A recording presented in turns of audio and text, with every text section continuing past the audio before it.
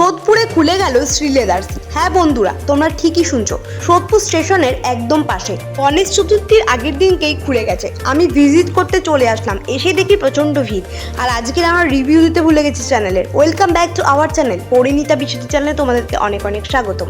আর এত ভিড় ছিল, আমি যদি এখন লাইন দিই আমি রাত্রি 2:30-3টের সময় বাড়ি যাব। সেই কারণে আমি সেদিনকে ঢুকিনি, আমি বাড়ি ফিরে গেছি।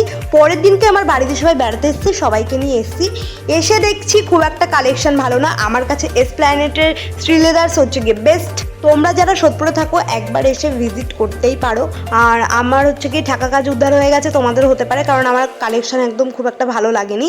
আর মারাত্মক ভিড়, কিছু কেনাকাটাও করতে পারিনি, ভালো করে কিছু দেখতেও পারিনি। বন্ধুরা, আজকের ভিডিও আমি এখানে শেষ করছি। পরবর্তী ভিডিওতে আবার তোমাদের সঙ্গে দেখা হচ্ছে। সবাই খুব খুব ভালো থাকবে, আমাকে এইভাবে সাপোর্ট করে যাও। আমার চ্যানেলটা প্রচুর প্রচুর শেয়ার করো, সাবস্ক্রাইব করো। বাই বাই, লাভ ইউ বন্ধুরা।